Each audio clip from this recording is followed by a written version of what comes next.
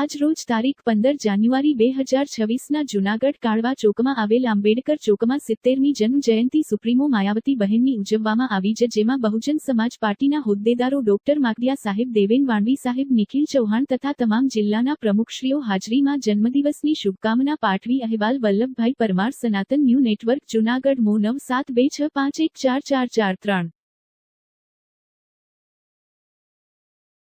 एकदम कड़क થવાનું છે અને આપણે મહેરબાની કરી અને પાર્ટીમાં જેમ બને તેમ આપણું સંગઠન મોટું કરો અને પાર્ટીને આગળ ધપાવવાનું કામ કરો. જય ભીમ, જય ભારત. તન મન ધનથી જેને સાથ સહકારીઓ છે અને ધરખમ એવા જે ભાઈભાઈ છે એનું હું સ્વાગત કરું છું.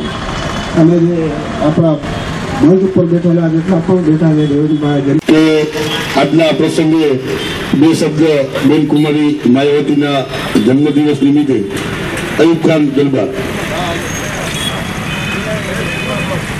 સાધુવાદ અયુબ ખાન દરબાર.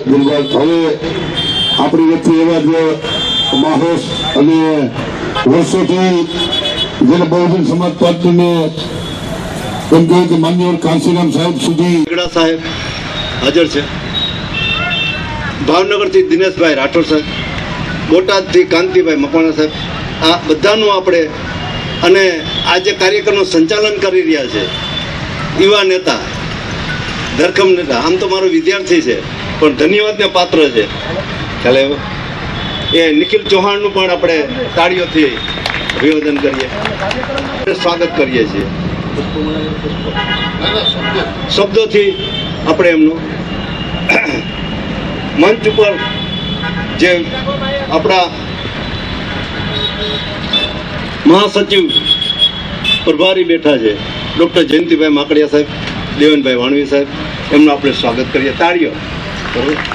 એ ઉપરાંત 6 જિલ્લાના જે પ્રમુખો આપણી સાથે આવ્યા છે, અમરેલીથી જીવરાજભાઈ પરમાર સાહેબ આવી ગયા, રસ્તામાં છે, મને ફોન હતો. બરાબર. પોરબંદરથી વિજયભાઈ પંડ્યા સાહેબ, બરાબર. સોમનાથથી અલ્પેશભાઈ ભાદરકા સાહેબ. જય ભારત, જય બસપા.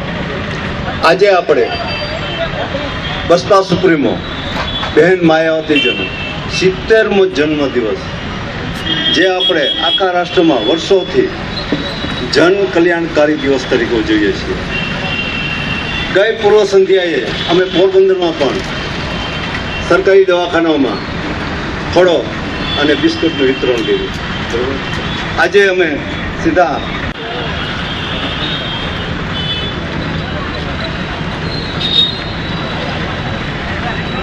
અમરેલી વગેરે જગ્યાએથી આપણે એકઠા છે.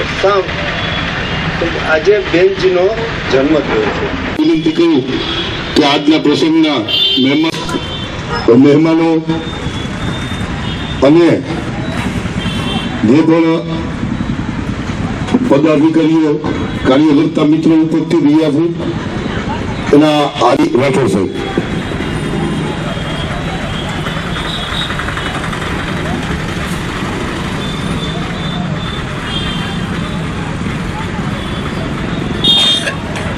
હવે આપણે આજના કાર્યક્રમને આગળ ધપાવ.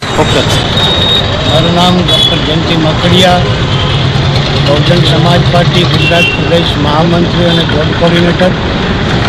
આજે જૂનાગઢ ખાતે જૂનાગઢ ઝોનના 6 જિલ્લાઓના પદાધિકારીઓ અને પાર્ટી કાર્યકર્તાઓ દ્વારા જૂનાગઢના ડૉક્ટર આંબેડકર ચોક ખાતે અમારા અને સમગ્ર દેશના બહુજન નાયિકા સુશ્રી બહેન માયાવતીજીનો આજે 70મો જન્મદિવસ જે છે એ જન્મદિવસની જનકલ્યાણકારી દિવસ તરીકે ઉજવણીનું આયોજન કરવામાં આવ્યું છે, જેમાં 6 જિલ્લાના પદાધિકારીઓ અત્યારે ઉપસ્થિત છે.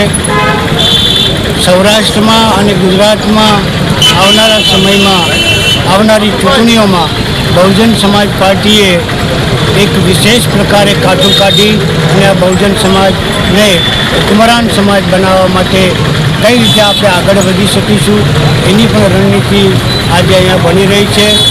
આજના કાર્યક્રમમાં 6 જિલ્લામાંથી ઉપસ્થિત તમામ પદાધિકારીઓ વતી અને સમગ્ર બહુજન સમાજ પાર્ટી વતી સમગ્ર દેશવાસીઓને બહેન શ્રી માયાવતીજીના 70મા જન્મદિવસે સૌને શુભકામનાઓ પાઠવું છું.